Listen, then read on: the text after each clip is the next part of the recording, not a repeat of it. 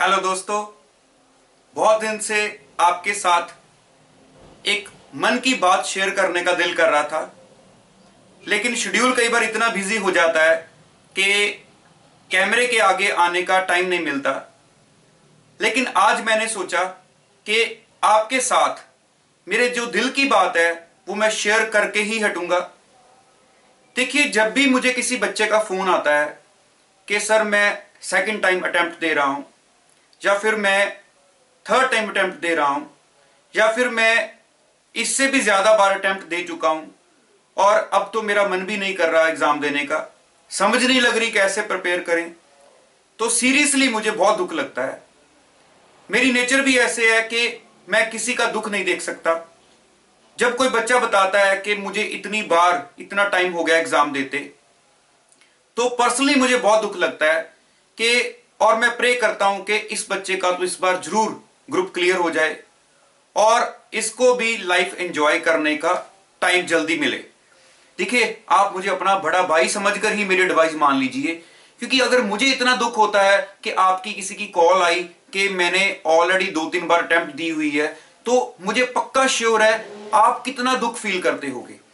आप तो करते ही होगे। आप सोचिए, हमारे माँ बाप को भी हमारे ऊपर इतनी उम्मीदें होती हैं, इतनी आस होती है कि हमारा बच्चा जल्दी सेटल होकर हमारी लाइफ में भी खुशियां लेकर आएगा, हमारे भी बर्डन्स कम होंगे, हमारे कंधे के साथ कंधा मिलाकर चलेगा, तो हम भी दुनिया में दूसरों को ये दिखाने वाले बन जाएंगे कि अब हमारा बच्चा बड़ा हो गया है, हमने इसको पाल पोस के बड़ा किया है। तो यही सुख होता है जब बच्चे कंधे के साथ कंधा मिलाकर चलते हैं।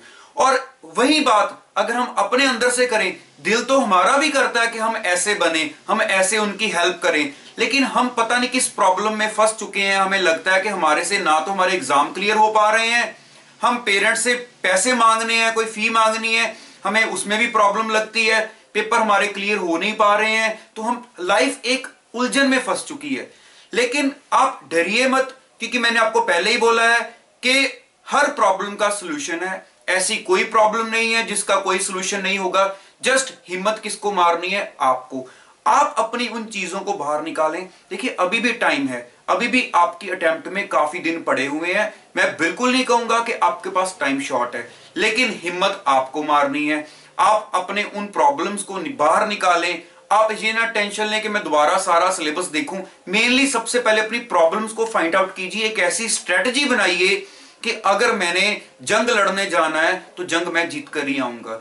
क्योंकि जो चीजें, अपनी प्रॉब्लम्स, अपनी सिचुएशंस आप खुद मैनेज कर सकते हो, आप खुद अपनी प्रॉब्लम्स को निकाल सकते हो, खुद टाइम डिवोट करके उनको प्रॉपरली अच्छे वे से इंप्रूव कर सकते हो, वो आप किसी से भी हेल्प ले लो, चाहे वो आपका फ्रेंड हो, चाहे वो आपके सीनियर हो। और मैं सीधी सी बात बोलूंगा, चाहे मैं ही क्यों ना हूं, मैं आपको चार्ज कर सकता हूं, मोटिवेट कर सकता हूं, एज ए ब्रदर आपको बहुत सारी चीजें बता सकता हूं, लेकिन टाइम तो आपको ही देखिए डिवोट करना है। और मैं पर्सनली दिल से चाहता हूं कि इस बार जो भी बच्चा ऐसी प्रॉब्लम्स, ऐसी सिचुएशंस में से निकल रहा है, मैं खुद ये चाहता हूं कि प्लीज वो ऐसी मेहनत कर ले, ऐसी मेहनत कर ले।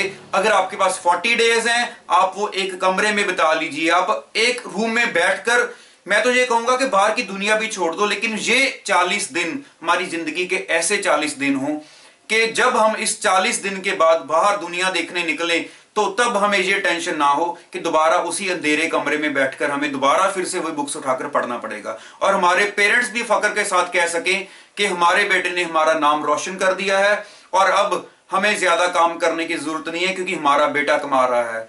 तो इसलिए दोस्तों, मेरी ये दिल से बार बार ये बात है, प्लीज टाइम को डिवोट कीजिए। चाहे इसको मेरी रिक्वेस्ट समझिए, चाहे इसको जैसे मर्जी समझे, लेकिन इस बार हमने पास होकर छोड़ना है।